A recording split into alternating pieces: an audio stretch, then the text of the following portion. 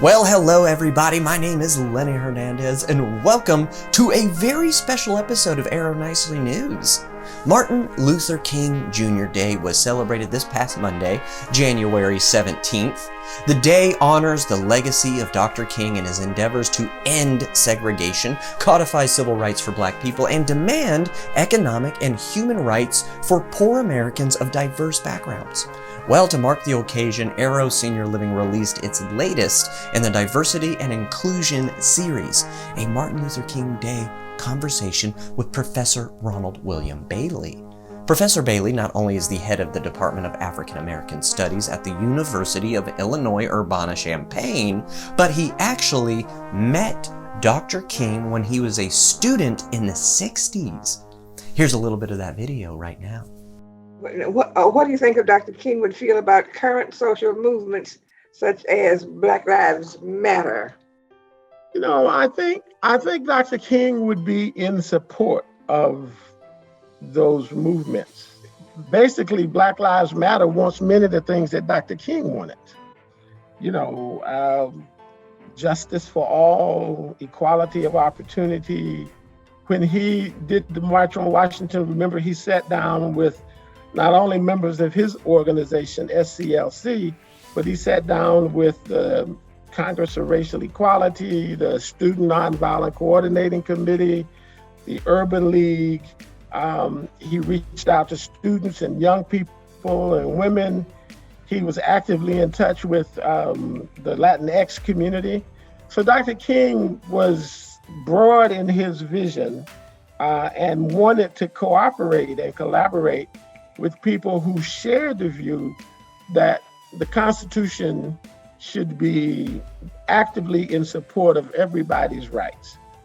So Black Lives Matter, you know, as new generations come onto the scene, they will have other approaches to how they want to do this. And so Dr. King would be the first to say, one, let's listen. Let's try to understand what these young people are saying. Because we were young and militant at one point, and let's try to come to a point of view where all of us can join together and support the cause. So I think that he would be firmly in support of Black Lives Matter and similar movements. What do you think is the most important teaching of Dr. King that we should take away from this moment?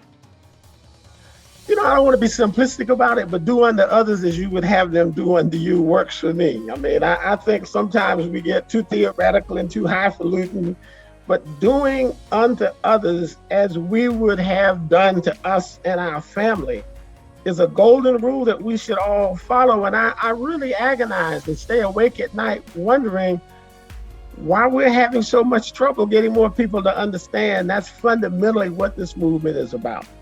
You know, equality and justice for all, so that we could all lead the lives that we can lead and do what we're capable of doing to build a better society for everybody. So I think that's an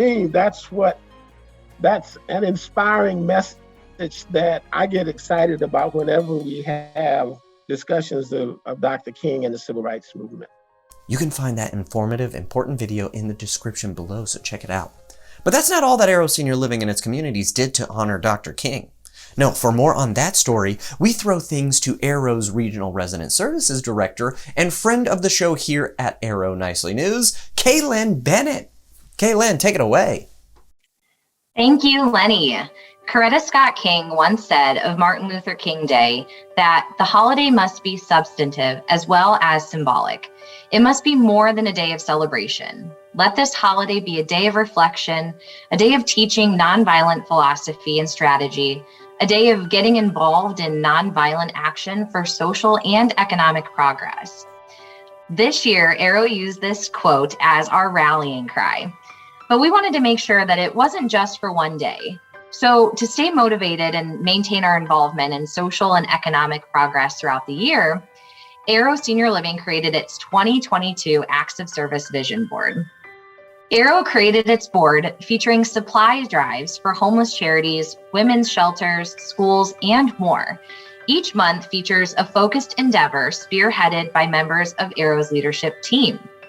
You can even see mine right there. My team will be focusing our efforts to support the homeless community here in the Cleveland, Ohio area. But not only that, each community created their own acts of service vision board so that they too can get involved in their outside community throughout the year. Here you can see Cedar Trails, Vitalia Stowe, the Boulevard Wentzville, and many others putting together their vision boards and planning out how to best serve others in need, not just now, but throughout the year. We want to encourage everyone to learn more about the teachings of Dr. Martin Luther King Jr. and what he believed could bring the most good to the most people. So listen to his words, not just the ones that you hear every year on the holiday, but his many, many speeches he gave that don't get as much attention. Follow this example and help your fellow man, not just today, but every day. For Arrow Nicely News, I'm Kaylin Bennett. Back to you, Lenny. Thank you so much, Kaylin, for that excellent report. Well, everybody, that'll do it for us here today at Arrow Nicely News. Thank you so much for joining us as we celebrate the wisdom and leadership of Dr. Martin Luther King Jr. He was a man of the people, and we are honored to be able to do our small part to keep his legacy alive. Have a wonderful weekend, everybody. Serve those around you and lift one another up because we are all in this together. Like, subscribe, share. Peace and power to the people. Our only hope today lies in our ability to recapture the revolutionary spirit and go out into a sometimes hostile world, declaring eternal hostility to poverty, racism, and militarism. With this powerful commitment, we shall boldly challenge the status quo and unjust mores, and thereby speed the day when every valley shall be exalted and every mountain and hill shall be made low, and the crooked shall be made straight and the rough places plain. A genuine revolution of values means, in the final analysis, that our loyalties must become ecumenical rather than sectional. Every nation must now develop an overriding loyalty to mankind as a whole in order to preserve the best in their individual societies. This call for worldwide fellowship that lifts neighborly concern beyond one's tribe, race, class, and nation is in reality a call for an all-embracing and unconditional love for all mankind.